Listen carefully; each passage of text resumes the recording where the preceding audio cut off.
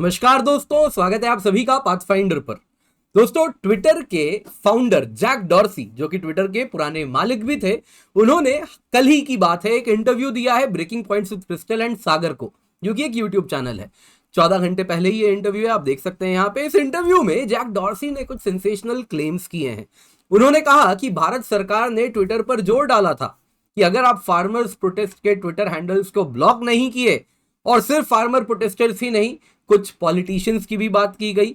साथ ही साथ उन्होंने कहा कि कुछ मीडिया के भी लोग थे, उन सबके ट्विटर अकाउंट्स को सरकार ने कहा ब्लॉक कीजिए, और अगर आप ऐसा नहीं करते हैं तो ट्विटर को भारत से बंद कर देंगे। साथ ही साथ ट्विटर के जो एम्प्लॉइज हैं उनके घरों पर रेड मारा जाएगा, जो कि जैक डॉर्सी ने कहा। इवेंचुअली सरकार ने ऐसा किया भी। तो दोस्तों, ये सेंसेशनल क्लेम जैक डॉर्सी ने किया है, और कुछ घंटे बीते, इतने देर में आप देखें तो जो आईटी मिनिस्टर हैं उन्होंने साफ साफ कह दिया कि ये जो जैक डॉर्सी कह रहे हैं ये आउटराइट लाई है। और इतना ही नहीं, इनके प्रोपेगेंडा को भी काफी ज्यादा अगर आप देखें तो उन्होंने उजागर किया है। तो क्या कहा है, आइए आज की क्लास में चर्चा करेंगे। पर इससे भी ज्यादा अधिक इंपॉर्टेंट है दोस्तों, यहां पर हम चर्चा करेंगे कि ट्विटर का आप अगर देखें तो पास्ट में, अभी तो नहीं, जब जैक डॉर्सी थे ट्विटर के मूल संचालक थे, तो उस वक्त अगर आप देखें तो एक दोहरा रवैया, दोहरा मापदंड आपको देखने मिलेगा। यही ट्विटर था और इसी प्रकार के प्रोटेस्ट हो रहे थे। दोस्तों, जहां तक बात है ना भारत में फार्मर्स प्रोटेस्ट की बात, दोस्तों फार्मर्स प्रोटेस्ट अगर आप देख सकते हैं भारत में, वो वायलेंट भी हुआ था। तस्वीर में आपको दिखा रहा हूं, वैसे ही आपको ये भी दिखा रहा हूं। आप देख सकते हैं किस प्रकार से ट्रैक्टर्स चले थे दिल्ली की सड़कों पर, किस प्रकार से रेड फोर्ट पर भी आप देखें तो भारत के तिरंगे के साथ भी उसको भी अपमानित किया गया था। तो ये सब कुछ हुआ था इस फार्मर्स प्रोटेस्ट में। तो भारत सरकार अगर कुछ कह रही थी ट्विटर को, तो वो कितना गलत है वो भी चर्चा करेंगे। और साथ ही साथ ये भी चर्चा करेंगे कि इसी ट्विटर ने कनाडा में क्या किया था। दोस्तों, कनाडा में फ्रीडम कॉन्वॉय प्रोटेस्ट हो रहे थे, और बिना सरकार, कैनेडियन सरकार के बोले ट्विटर ने सेल्फ, अगर आप देखें तो खुद से सुओ मोटो नोटिस ले लिया, और साथ ही साथ ट्विटर ने बैन कर दिया फ्रीडम अकाउंट के, जो फ्रीडम कॉन्वॉय अकाउंट था उसको ट्विटर से उन्होंने तुरंत का तुरंत खुद से ही बैन कर दिया, जैसा आप यहां पर देख सकते हैं। दोस्तों, कैनेडियन सरकार उसके बाद भी आप अगर देखें तो उन्होंने, क्योंकि उसके बाद भी फ्रीडम कॉन्वॉय प्रोटेस्ट रुका नहीं, तो इमरजेंसीज एक्ट लगाया गया था। ट्रूडो ने उसको भी डिफेंड किया कि इमरजेंसीज एक्ट का लगाना और फिर फ्रीडम कॉन्वॉय प्रोटेस्ट को रोकना, वो भी वहां पर किया गया। पॉलिटिशियंस तक के ट्विटर अकाउंट्स अब तक सस्पेंडेड हैं। इतना ही नहीं, वो लोग जिन्होंने फ्रीडम कॉन्वॉय को सपोर्ट किया था उनके बैंक अकाउंट्स भी फ्रीज हुए। तब तो क्यों नहीं जैक डॉर्सी बोलते हैं कि वो डेमोक्रेटिक सरकार है। सिर्फ भारत के लिए ही क्यों इस प्रकार के दोहरे मापदंड।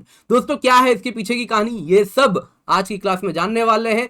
क्या कनाडा में जो ट्विटर करता है वो डेमोक्रेसी बचाने के लिए है, और भारत में डेमोक्रेसी पर कहीं ना कहीं खतरा है। तो ये कैसा दोहरा मापदंड है, आइए आज की क्लास में इसी पर चर्चा करते हैं डेप्थ में, डिटेल में। पर इससे पहले आगे बढ़े, आपको याद दिला देता हूं दोस्तों, एनसीईआरटी प्लस अग्निपथ बैच हम लेकर के आए हैं, जिसमें एनसीईआरटी फाउंडेशन भी है और अग्निपथ का comprehensive GS plus CSAT course है।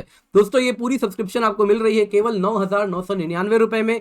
ये तब है जब आप कूपन कोड KC10 का इस्तेमाल करेंगे। दोस्तों, बता देता हूं, इसमें आपको 1000 से अधिक घंटे लाइव क्लास के मिलेंगे। एनसीईआरटी का बेसिक भी पढ़ाया जाएगा और एडवांस सब्जेक्ट्स भी पढ़ाया जाएगा। पूरा का पूरा यूपीएससी सीएससी का सिलेबस कवर हो जाएगा। डाउट क्लियरिंग सेशन भी है, और साथ ही साथ आपको लेक्चर के बाद उसके पीडीएफ्स भी डाउनलोड हो जाएंगे। दोस्तों, इसके सिवा यहाँ पे आपको बता देता हूँ, ये जो प्राइस है बस कुछ दिन के लिए, use the code KC10 to make sure आपको इसका फायदा मिले। इसके सिवा दोस्तों, अग्निपथ 2.0 कॉम्प्रिहेंसिव बैच भी है हमारा। अगर आपने एनसीईआरटी पढ़ रखा है तो आप सीधा अग्निपथ में भी जुड़ सकते हैं, 7,999 रुपए में है। और पीडीएफ का जो लिंक है दोस्तों, नीचे लेक्चर के बाद डिस्क्रिप्शन बॉक्स में डाल देंगे, वहां से आप डाउनलोड कर सकते हैं। और साथ ही साथ कुछ भी सवाल है तो डिस्क्रिप्शन बॉक्स में फॉर्म है, उसको फिलअप कर दीजिए, आपके सवालों का जवाब भी हम जरूर देंगे। तो क्या एग्जैक्टली जैक डॉर्सी ने कहा है। दोस्तों, ट्विटर को उन्होंने कहा कि बहुत रिक्वेस्ट आए थे इंडिया से कि अकाउंट्स ब्लॉक कीजिए जो फार्मर्स प्रोटेस्ट में इन्वॉल्व हैं वो लोग। साथ ही साथ कुछ अपोजिशन पॉलिटिशियंस की बात की गई थी, कुछ जर्नलिस्ट की बात की गई थी, जो कि जैक डॉर्सी ने उस इंटरव्यू में कहा है। डॉर्सी ने कहा कि इंडिया ने बहुत प्रेशर बनाया था ट्विटर पे, साथ ही साथ थ्रेटन भी किया था ट्विटर को कि आपके प्लेटफॉर्म को शट डाउन कर देंगे, आपके जो एम्प्लॉइज हैं उनके घरों पे रेड मारा जाएगा, साथ साथ ट्विटर ऑफिस को भी क्लोज डाउन कर देंगे, क्योंकि वो कंप्लाई नहीं कर रहे थे भारत सरकार के निर्देश के साथ।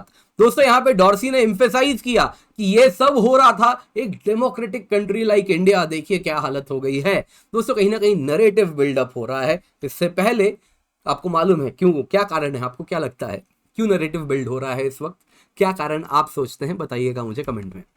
दोस्तों यहाँ पे अब ये जो जैक डॉर्सी ने कहा है दोस्तों, अब जो सरकार भी है काफी ज्यादा प्रोएक्टिव है। 14 घंटे हुए इंटरव्यू को, विद इन 12 आवर्स, क्योंकि 2 घंटे पहले करीबन ये आ चुका है, राजीव चंद्रशेखर जी ने जवाब दे दिया। इंटरव्यू के 12 घंटे में राजीव चंद्रशेखर जी ने जो जैक डॉर्सी यहाँ पे भ्रम फैला रहे हैं, उस भ्रम को उन्होंने सामने रख दिया है।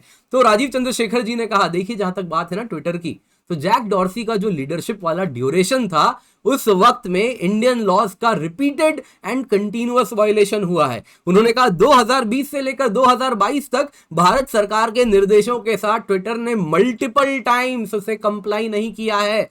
जून 2022 में ही जाके वो भारत सरकार के रिक्वायरमेंट से अडेयर किए हैं। दोस्तों यहाँ पे सवाल भारत सरकार से भी बनता है, क्यों आपके अगर निर्देश को कोई कंप्लाई नहीं कर रहा तो आप क्यों इंतजार करते हैं, उस वक्त एक्शन लीजिए ना। 2020 में नहीं किया तो तभी एक्शन लीजिए। क्या आप ये चीज बाकी किसी कंपनी के साथ करते हैं ऐसा? अगर कोई एक बार टैक्स नोटिस आता है और वो नहीं भरता है, वो कंपनी टैक्स नहीं भरती है, तो क्या आप इंतजार करते हैं वापस नोटिस देंगे, फिर नोटिस देंगे, 2 साल तक देते रहेंगे? कब तक चलता है ये? आप तब तो इंतजार नहीं करते, तो फिर क्यों ट्विटर को आप लोगों ने इस प्रकार से क्यों एक हाइयर पेडिस्टल पे रखा था कि ये हमारे सरकार हमारे लॉज को वायलेट करेगा, हम बैठे रहेंगे? क्यों ऐसा दोहरा रवैया आप रख रहे थे? तो उसको भी लग रहा था कि हाँ हम स्पेशल हैं, तो वो स्पेशल अपने आप को ट्रीट करवा रहा था। सीधा फंडा है दोस्तों। यहाँ पे राजीव चंद्रशेखर जी ने हालांकि कहा कि डिस्पाइट वायलेशंस किसी को ट्विटर में इंप्रिजन नहीं किया गया और ट्विटर कभी भी इंटायरली शटडाउन नहीं हुआ है भारत में।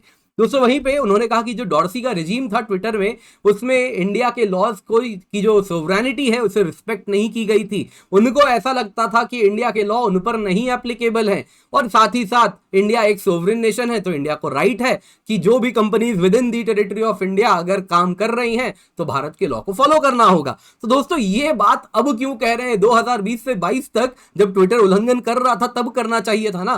क्यों आपने 2 साल का लीवे दिया? इतना टाइम क्यों दिया आपने? इसके सिवा अगर आप देखें तो 2021 की बात करते हैं, जब बात कर रहे हैं वो फार्मर्स प्रोटेस्ट की, तो उन्होंने कहा कि देखिए फार्मर्स प्रोटेस्ट के टाइम याद कीजिए काफी ज्यादा मिस इन्फॉर्मेशन ट्विटर के प्लेटफॉर्म के थ्रू स्प्रेड किया जा रहा था, जेनोसाइड तक के रिपोर्ट्स फैलाए गए थे, और इसके पीछे भी कुछ नामजद रिपोर्टर्स भी थे, है ना, नेम या फिर आप जो भी कहिए, नाम है बदनाम है जो भी है, लेकिन कुछ रिपोर्टर्स भी थे जो कि इसके पीछे थे, जो इस प्रकार का मिस इन्फॉर्मेशन फैलाए थे। तो क्यों नहीं ट्विटर ने, जब हमने कहा कि इस प्रकार का मिस इन्फॉर्मेशन आपके प्लेटफॉर्म से फैलाया जा रहा है, तब आपने एक्शन क्यों नहीं लिया? तो इसी पे उन्होंने कहा कि उसके बावजूद भी देखिए जो वो कह रहे हैं कि इवेंचुअली जेल में डाला गया ट्विटर के एम्प्लॉइज को, घरों को रेड किया गया। उन्होंने कहा कि देखिए मैं फाइनल आपको बता देता हूँ, रिकॉर्ड स्ट्रेट करने के लिए बता देता हूँ, किसी एम्प्लॉय के घर में रेड नहीं डाला गया था, एंड ना ही कोई रेड हुआ, ना ही कोई जेल में गया। दोस्तों उन्होंने ये भी कहा कि ट्विटर जब डॉर्सी के अंदर थे, उन्होंने एक एलिगेशन भी लगाया कि इस प्रकार से ट्विटर काम करता था कि किसी सर्टन जो वॉइस रखने वाले लोग हैं, एक सर्टन सेक्शन के लोग हैं, उनके आवाजों को ट्विटर दबाया करता था, उनको डी प्लेटफॉर्म किया करता था, ट्विटर से निकाल दिया करता था और आर्बिट्ररीली करता था। और ये आर्टिकल 14 यानी equality before law, equal protection of law का कहीं ना कहीं वायलेशन है। आर्टिकल 19 यानी freedom of speech and expression, आपको बस एक प्लेटफॉर्म मिला है जहां पे लोग डाल सकते हैं, अपनी आवाज रख सकते हैं, आप उसको आर्बिट्ररीली ट्विटर से निकाल दे रहे थे। तो वो क्या था? क्या वो एक प्रकार से आर्टिकल 19 फ्रीडम ऑफ स्पीच का सप्रेशन नहीं था? क्या आप ट्विटर पे उन्होंने एलिगेशंस लगाया, जब मिस इन्फॉर्मेशन आपके प्लेटफॉर्म से फैल रहा था, उसके बावजूद भी आप एक्शन नहीं ले रहे थे, तो क्या आप वेपनाइज नहीं कर रहे थे मिस इन्फॉर्मेशन को? तो काफी सारे एलिगेशंस लगे हैं और ट्विटर को काफी ज्यादा, आप देखिए ट्विटर कहना गलत होगा, जैक डॉर्सी को आईना दिखाया गया है। पर दोस्तों ट्विटर की जो कहीं ना कहीं हिपोक्रेसी थी, आइए उसको भी अभी उजागर कर देते हैं। दोस्तों यहां पे बात होगी कनाडा की।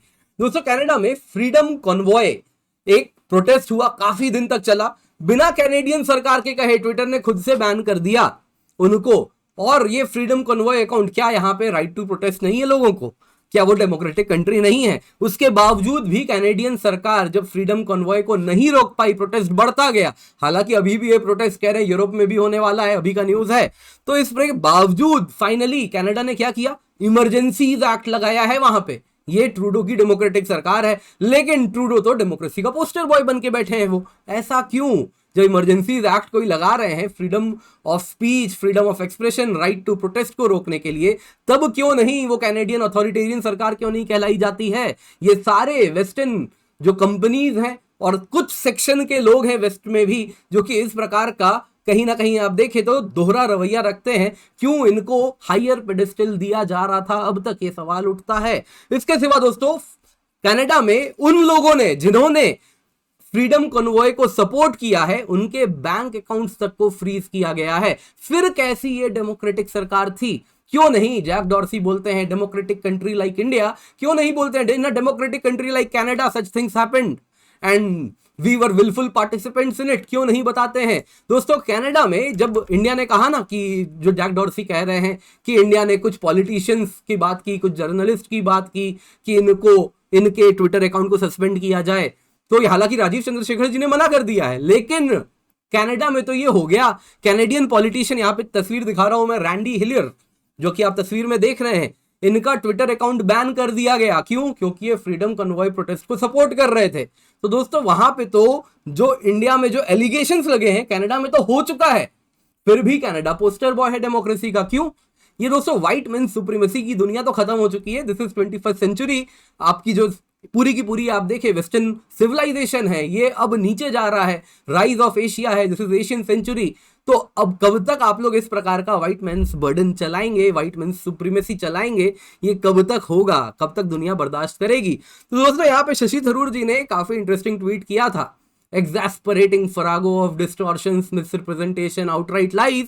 तो कब तक ट्विटर इस प्रकार का प्लेटफॉर्म बना हुआ था, इसी प्रकार का जहां पे farrago of distortions, misrepresentation, outright lies फैलाया जा रहा था, तब तक दुनिया क्यों खामोश थी और ट्विटर को क्यों एक पोस्टर बॉय बना के रखी थी, स्पेशली जैक डॉर्सी को, कि वो फ्री स्पीच के मसीहा हैं। इस इंटरव्यू में भी जो अभी इंटरव्यू हुआ ना उसमें भी कहा कि you are man of principles. Interviewer ने कहा है उनको कि you are man of principles. ये कैसा प्रिंसिपल्स है जो यहां पर दिख रहा है? तो ये क्यों नहीं, ये जो farrago of distortion, misrepresentation, outright lies है, ये अब क्यों उजागर किया जा रहा है? पहले क्यों नहीं उजागर होता था बाय मेन स्ट्रीम मीडिया? यही आज का सवाल है।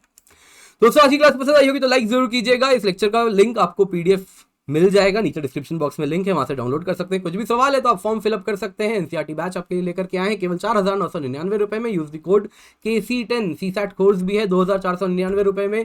साथ साथ अग्निपथ प्रीलिम्स टेस्ट सीरीज लाए 2,999 में। इसमें 24 सेक्शनल जीएस टेस्ट है, 8 फुल लेंथ जीएस टेस्ट है, 8 सीसैट के भी टेस्ट आपको मिलेंगे। इसके सिवा दोस्तों अग्निपथ मेंस टेस्ट सीरीज है 2,499 रुपए में। स्पेशल बोध हिंदी बैच आपके लिए लेकर के आए हैं 7,999 रुपए में। तो आप use the code KC10, become part of it. And साथ ही साथ हमारी टीम है पाथफाइंडर की, बहुत ही एक्सपीरियंस टीम है, पर्सपेक्टिव सीरीज है, उसको भी देखें और साथ साथ हमें हमारे सारे सोशल मीडिया हैंडल्स पर जरूर फॉलो करें।